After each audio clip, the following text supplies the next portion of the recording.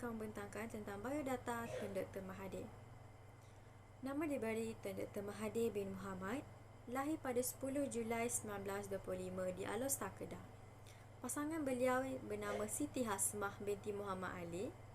Beliau juga dikurniakan 3 orang cahaya mata, iaitu Mukhlis Mahathir, Muzani Mahathir dan Marina Mahathir.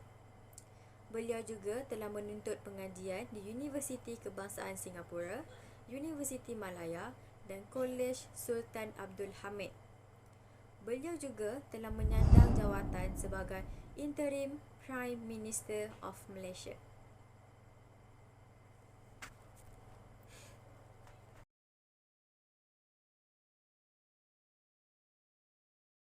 Dr. Mahathir ini adalah antara pemimpin yang paling terhormat dan terulung di dunia.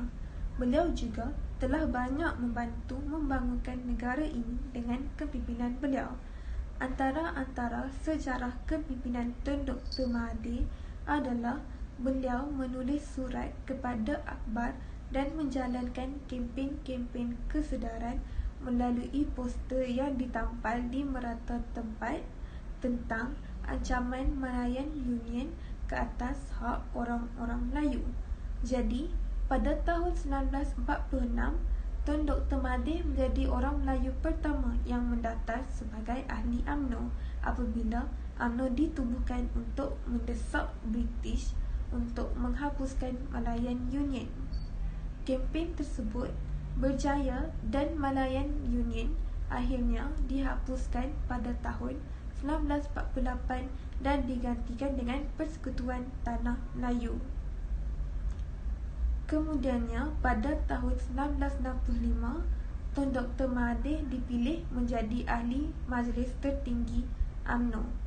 Beliau dilantik sebagai Timbalan Perdana Menteri pada tahun 1976 dan mengambil alih jawatan Perdana Menteri Perdagangan dan Industri 2 tahun kemudian, di mana beliau memimpin untuk mempromosi pelaburan.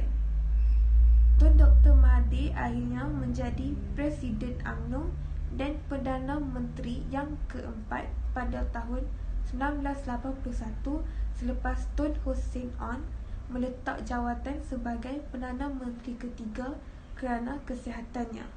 Dengan kepimpinan Tun Dr. Mahathir, Malaysia telah berubah dari negara pertanian kepada perindustrian moden.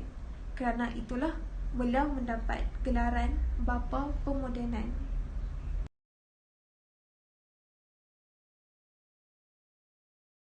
Ciri kepimpinan Tun Dr. Mahathir. Yang pertama ialah lantang bersuara menentang diskriminasi Barat dan Yahudi. Walaupun Malaysia bukanlah sebuah negara berkuasa besar, namun Dr. Mahathir berjaya membuat pemimpin dunia Barat tidak senang duduk dengan kelantangan menentang Barat dan Yahudi. Dunia melihat bagaimana Dr. Mahathir merangkap mantan pengerusi NAM dan OIC pada ketika itu.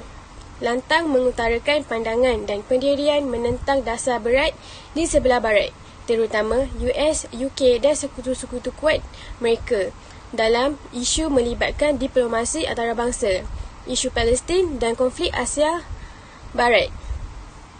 Keganasan berstruktur menggunakan bala tentera dan sebagainya. Yang kedua ialah kuku besi yang bagus dalam mentadbir ekonomi. Apabila menjadi Perdana Menteri yang keempat pada 16 Julai 1981, Dr. Mahathir mengambil langkah segera mempercepatkan pembangunan dan pemodenan negara kerana berpendapat bahawa negara perlu bergerak pantas agar tidak ketinggalan di bawah pentadbiran beliau. Landscape ekonomi negara berubah daripada sebuah pertanian kepada yang berasaskan industri teknologi tinggi dan perdagangan global. Beliau juga popular sebagai pemimpin yang berwawasan dan berpandangan jauh. Oleh itu, Dr. Mahathir telah membangunkan syarikat perusahaan automobil nasional Proton dan perusahaan automobil kedua iaitu Pro2 yang mampu bersaing dengan pasaran kereta import. Yang ketiga ialah berwawasan dan berpandangan jauh.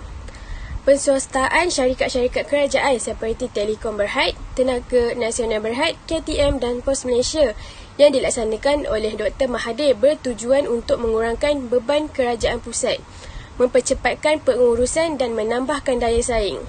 Tun Dr. Mahathir telah membangunkan Pusat Pentadbiran Kerajaan Persekutuan di Putrajaya yang menempatkan di kompleks pelbagai kementerian sistematik serta mengilhamkan pembangunan Menara Berkembar Petronas. Yang keempat ialah penerapan Islam dalam pentadbiran. Beliau merupakan pemimpin yang begitu berusaha menonjolkan nilai-nilai Islam dalam pentadbiran negara. Oleh itu, Malaysia di bawah kepimpinan Dr. Mahathir dilihat kebanyakan negara Islam sebagai satu model negara Islam yang unggul. Sebagai menghargai jasa-jasa beliau, Dr. Mahathir telah dianugerahkan anugerah tertinggi dari Arab Saudi iaitu Anugerah Antarabangsa King Faisal pada 22 Mac 1997. Yang terakhir ialah pelaksanaan dasar pandang ke timur. Bagi menyuntik semangat kepada rakyat dan menghentikan amalan terlalu mengagung-agungkan Barat, Dr. Mahathir memperkenalkan polisi pandang ke timur. Melalui dasar ini, beliau mahu Malaysia mencontohi Jepun yang dapat maju, bersaing dan seterusnya menjadi kuasa utama ekonomi dunia dan Amerika.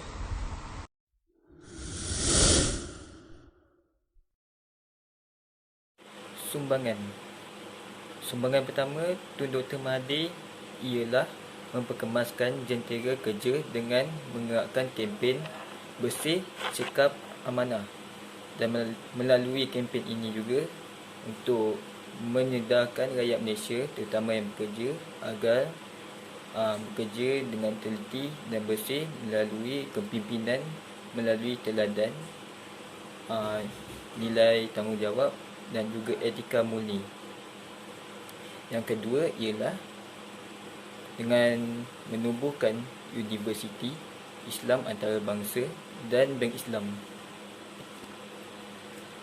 Ini agar menerapkan budaya kerja yang selari dengan Islam. Kempen peningkatan daya pengeluaran negara yang berpandukan sistem Islam. Yang ketiga ialah menyelaraskan waktu negara dengan mempercepatkan setengah jam di Semenanjung agar selaras dengan waktu Sabah dan Sarawak. Dengan ini, ia akan memudahkan pengurusan pentadbiran Semenanjung dengan Sabah dan Sarawak. Yang keempat ialah pembinaan bandaraya pentadbiran Persekutuan Putrajaya. Hal ini dapat memastikan bangsa Melayu dimartabatkan dan dapat menguntungkan orang Melayu. Sekian, terima kasih.